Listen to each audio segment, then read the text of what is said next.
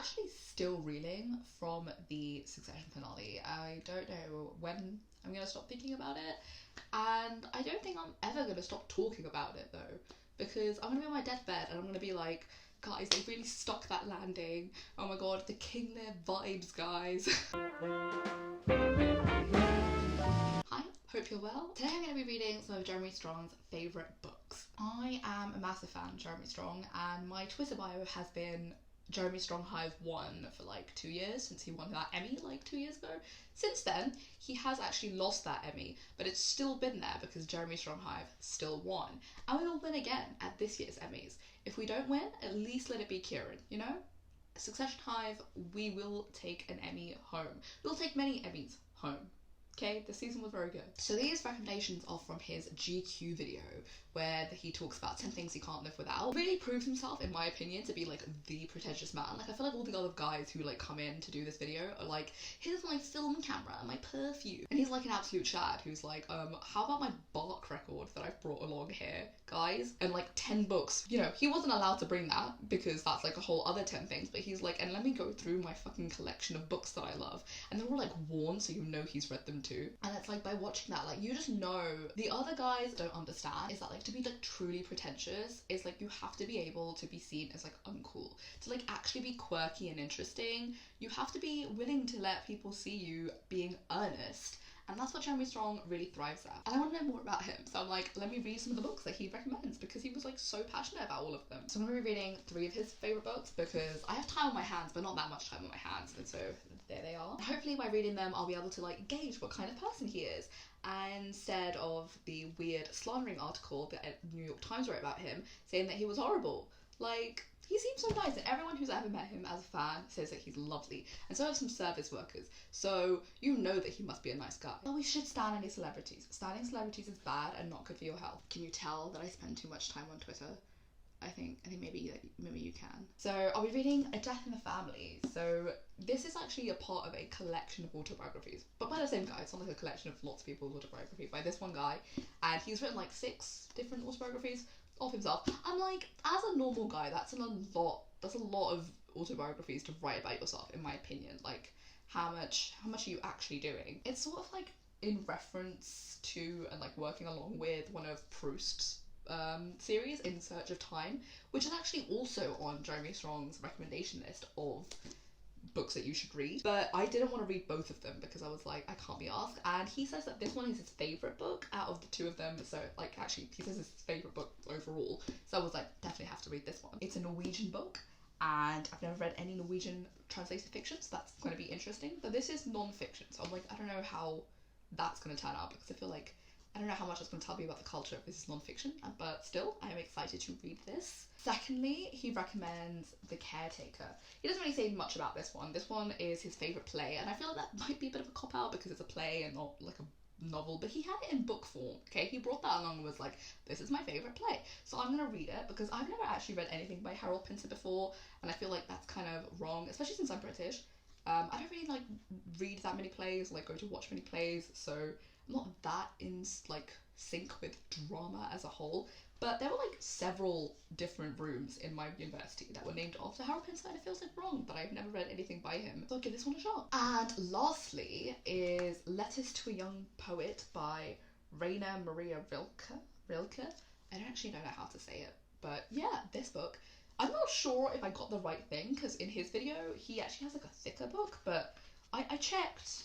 Nothing on the book says that this is like a shortened version, and I'm pretty sure there are only 10 letters. So this kind of seemed like the right length. Also, Lady Gaga and Andrew Garfield also have this on their list of like favourite books, so I'm intrigued to see why everyone seems to be loving this book. The book itself is actually a collection of letters, but I will say, it feels wrong to read this before having read any of this guy's poetry. Like, I've never actually even heard of him before the recommendation from Jeremy Strong's video, so I'm like, reading this seems invasive before having read any of his poetry, but still, I will hopefully really enjoy this because it kind of seems up my street, you know?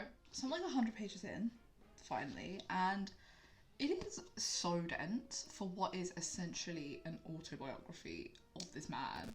And I'm just like, there are no chapters, and there's barely like any paragraphs. Like, there are paragraphs, but like paragraphs are really long and they're really only broken up by speech rather than just sort of like line breaks where the author thinks that they should be, which is an interesting choice in my opinion.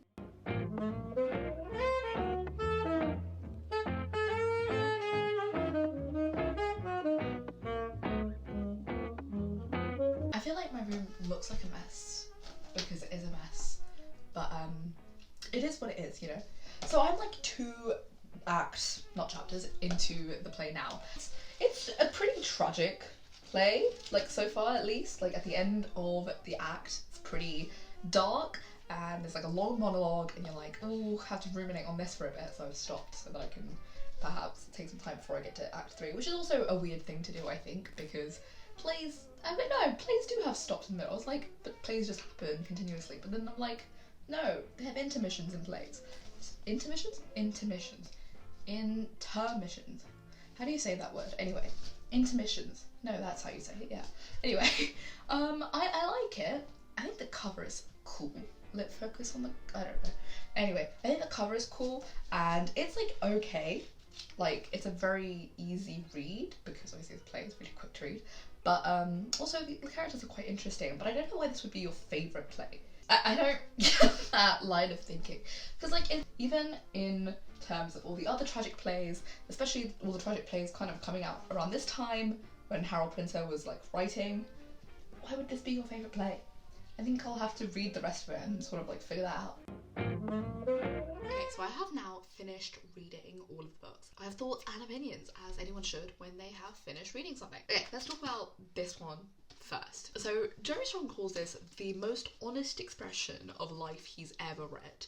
And those are big words to live by. And I can understand why he would describe this book that way. That doesn't mean I have to like this book, you know? He actually does say that this book is really dense. He calls it granular, but that's essentially what he means. And that's definitely true. He wasn't lying there. In my opinion, this book really feels like a literary novel with like no sort of distinct plot. That's kind of the vibe here. But it's actually an autobiography, so that feels even weirder. I feel like with literary fiction, it's like whatever's actually happening, like the present, whatever we're reading is like here. And then there's sort of like whatever the actual plot is over there. And like as the book progresses and it nears its ending, these things kind of like converge and they sort of come through with a message or actually sort of round out what's actually happening in the book. Whereas this doesn't do that as much. It feels much more like an open road. You can see the horizon. There's no destination on your road trip. There's no stops on your road trip. There is no reason to fill up for gas because the tank does not get low. And there's no one to pick up on your road trip. It's just like a straight line of driving and driving and driving. And I think a big reason for why this book feels like that in a way that a novel perhaps doesn't is because we're only really following the main character, Carl Over, the author of this book, and he has a really like rich exterior life and a really like hollow interior, and that may be because he's describing himself. And I hope that if you actually read like all 6 of these books, you wouldn't have that impression of him by the end, because that would make for a really boring read. I still found this kind of boring, but that would be even worse if you spent all of your time doing that. And like what I mean by that is that you learn a lot about him as a character. Like you learn all his favourite music, you know what he likes to do after school, you know what his friends are like, you know he likes girls, you know like he goes drinking, he likes football. You learn all of these things about him, but it's like what is he like? And if he is kind of like just dull, it feels really desolate to kind of like describe yourself in that way. Like to really like position yourself as someone who's kind of boring, because there's real depth in the sense of like, oh, this is what makes up being a human. But then like he himself is kind of just and that feels wrong. Because even when like, you know, when a novel has like a self-insert character and you can kind of tell that you're sort of just telling about yourself, even when a character's kind of boring because of a self-insert, it's like they have something going for them. This really doesn't, because he's only describing himself, and that feels even weirder because it's an autobiography and you're like, you really just like didn't care if anyone thought you were boring. I can't imagine that. I think another reason that this book feels really winding is because there's no paragraphs, as I said before. Like it's split into 2 parts, and it's sort of like pre the death in the family, which is his dad, and then post. So there is a real like structure, but it feels like it's off the rails anyway, because it's sort of like we're following the dad, and the dad is the main thing. So the death and the dad is the main thing, and that's the real thing that's like properly described in the book. That's what you're really getting a sense of instead of like anything else. The dad is a proper established character, which I don't think Karlova is, even though he's the main character. And like, even though there's a real structure and theme, it just feels a little aimless at times, and I think that's because it's an autobiography of someone who isn't famous. Like, I feel like autobiographies are really chaptered and like structured properly, because like they're about famous people or people who have done something, and they're always like written by people who are like being told to write an autobiography, so they're always really helped out. Whereas here it's like a writer is writing an autobiography about himself, but he's a normal person, so it feels odd. I've never read this kind of thing, and I haven't read the Proust book that this is sort of like inspired by, so it feels really out of left field to read this for me personally. But I will say, I think I'm perhaps a little bit more critical than I usually would be, because if I don't enjoy a book, I've realised, or just enjoy a story of some sort of piece of media that I have like spent my time watching or reading, I'm much more critical of it, because I'm like not just seeing the story because I'm not immersed in it as much. I'm actually like looking at all the techniques and all the structure, and perhaps that says something about me, that I'm a worse reviewer when I actually like something, and I need to get better at that. But yeah, there's definitely a lot that's odd about this book, and I wouldn't pick this up or any of the other stuff again. But yeah, interesting choice for a favourite book, I will say. I say that a lot with all of his picks. Okay, so this play has 3 acts, and we follow a very kind of like defensive and delusional character, someone who's very selfish and erratic. And I think this kind of character is really common for the time that this was written in. I assume this was written in like the 50s or something. Did he write in the 50s? Did he write 60s or whatever? And I feel like this is really like typical for this time. Like, it's written in like the 50s or 60s, I don't know, but like around this time, I think a lot of drama and like a lot of prestige kind of things, not films, because they didn't think prestige films existed at the time, but like dramas and books really had a thing for this kind of character. Like, it really reminded me of Willy Loman from Death of a Salesman. Obviously they represent different things. Like, Willy Loman has like very specific themes that he represents and struggles that he has that the main character in this book does not. Book, I keep calling it a book, it's a play. The play doesn't, but like it feels very like this jittery character who doesn't know what they're doing. They feel like they're sort of like flying by the seams, like they don't know what they're doing. But also the character in this is much more like exploitative and like mean-spirited than like Willy Loman is. But there's a lot of that kind of character where they're like very annoying and defensive in this time period. This character is also like somebody who is absolutely shrouded in lies and confusion, which again, all of this stuff really like builds into this sort of character that I think was quite popular at the time. I don't know what the archetype of this character is, but I feel like I've read this character a lot, especially during reading something that sort of came out around the same time as this. I don't know, maybe this type of person just doesn't exist as much anymore, or I think perhaps lying as a character has become something that's much more subtle. Like, I feel like here when you read this, you know this character is a liar, whereas I feel like lying in characters these days is much more like realistic. Like, you're meant to try and like figure out whether that character is a liar or not by like figuring out through cues, instead of this where it's like this person is very clearly a liar. Blanche in A Streetcar Named Desire, like, you know she's lying. Like, she's not, you know, you're not meant to be like, oh, maybe she's correct. Like, you kind of know she's lying. It's very directly like, oh, she's lying. That's definitely what's happening here, which is interesting. A lot of sort of commonalities between like a lot of the plays that I read of that time. There's also like a mentally ill character in this, again, very of the time. Big theme in this is like intrusion and territory, and this character sort of like is an exploitative intruder into some other people's lives, which is like ironic because the character in this is very racist, and it feels like, you know, he's really anti-immigration and it's like all the people of colour that live in London, but then like he's the real intruder, even though he calls all of the people that he meets that are like black or brown the intruders, which is nice. I feel like this is kind of straightforward in its morality though. It's like good versus evil and good prevails, you know? The thing I found really odd about this book is on the back there are loads of reviews from newspapers saying that it's really funny. I did not laugh once, okay? I even actually listened to it with a BBC drama going on, like they have a recording of the play. I read it alongside that, so I read all the stage directions as well as the dialogue that they say out loud. But this is like, it's funny. It's not funny. I feel like this play is so tragic, like cruel and bitterly tragic. So I don't understand where anyone's like, it was really funny. Where was the funny? So having now read this book, I really understand why all the creators really like it, because it's really profound and very inspirational, especially as a writer. Like, the first letter starts off with this message that if you can't live without writing, you shouldn't be a writer. That's kind of annoying and perhaps a little classist, but this idea that, you know, you should really like put writing into your life whenever, even if you're not a writer by trade, you know, if you're coming home, write some fan fiction, do some art, cook in an artistic way. The message of this is very much like you should prioritize art in any way that you can. There are lots of very like nice messaging in this. You know, there's a lot of sort of love is the best thing that happens to you. It's like you should go after love, and I have notes. So he said it's like he says like love is the ultimate task and loneliness is easy and frivolous, whereas like being in love or like loving someone, either romantically or platonically, is like what you is the greatest achievement of life, which I think is a really nice message. He has this thing of like really being in touch with your emotions. Like if you're sad, you should like be sad. Like be really attentive to when you're sad, so that you're in touch with your emotions in a way so that you can also be empathetic when other people are sad. So it's like if you feel your sadness, you can help others when they're sad, or like just relate to each other because your emotions like you understand emotions. And I'm like, that's really developed and so worldly. I understand why people like reading this. There's a quote that says, "Fate emerges from us." I love that. He is Christian, though. He talks about being Christian, so perhaps that's not exactly what I don't take exactly what perhaps he wanted me to take from that, where it's like, you know, you make your own fate. He does kind of believe that, like, fate is what you make of it, but he obviously does have a bit of a Christian leaning to that, especially when he says, you need to accept your unprecedented reality, and I'm like, I don't know.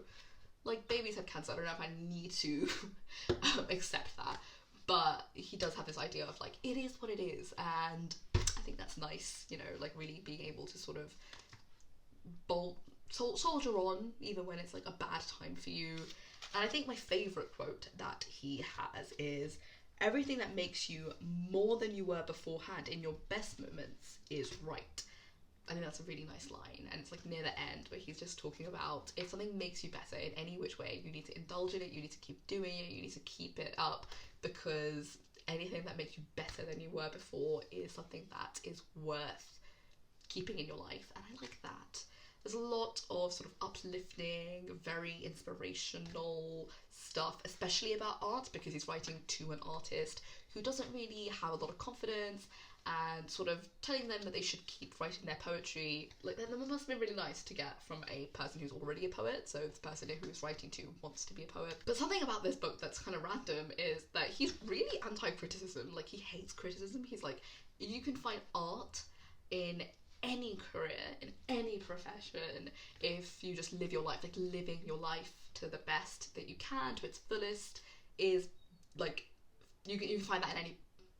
It's like you can find your life to the fullest in any career except criticism and journalism. Like, he's like so anti-criticism, which is really funny. And I get that's because he's a poet, you know, there's like a lot of stuff where you see people who are creative really hate criticism, you know. We have Malcolm and Marie for a reason. I feel like overall, like, the book feels like a very like inspirational, spiritual guide to sort of like becoming a creative, or like placing creativity as an important part of your life, especially if you can't immediately do that. Like the main character, it's not my character, it's not a book. The person that he's addressing this to can't always have to do, because like the person in the book is actually like an officer or something, and they sort of just do it on the slide, whereas this person is an actual poet. And it's like, that's very nice, this idea that like art is everywhere. I feel like having read these now, Jeremy Strong seems like a really like genuine and passionate person who kind of probably spends a lot of time looking inward and trying to find himself in art, and that seems really lovely. He also seems like somebody who likes to appreciate small things in life. Like, he, specifically in this book, he picks out the fact that like, you know, the author likes to spend a lot of time sort of thinking and like divulging in small moments in his life, and whilst perhaps I don't like how much he drones on, he seems to like that, and that's a big part of this book, where you're sort of looking at small moments in your life and like seeing how that is important and why that's beneficial to you, why those small moments are very important to like the bigger landscape of your life.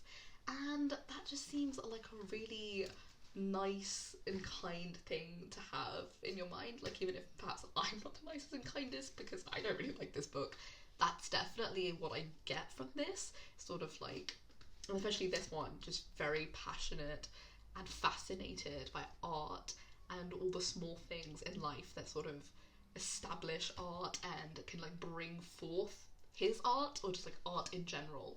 But yeah, that was everything that I learned about Jeremy Strong from reading these books. You know, perhaps I spent a lot of time reading this one, maybe I wouldn't want to, but I think it was an interesting read because I've never read anything like this, and perhaps I don't know, I don't think I'm ever going to read this again or anything like this. Okay, but I do understand why someone would really like this, I guess, especially him. I think having read these and seeing some of the other books he recommended in that list, I get why he'd like this. I think the ideas that come out from this seem really sweet. Like, he seems like somebody who has like a real regard for like everything, you know? Which is like a very like incredibly warm thing for someone to have, I think. Perhaps that's not what he's like, but the books give that vibe. But yeah, thank you for watching if you did watch this, and yeah, hopefully I can maybe make another video like this soon, because I think it's really interesting to kind of read somebody else's favourite books, and especially because I like him as a person and an actor. It's interesting to see what the books he liked had to say about him.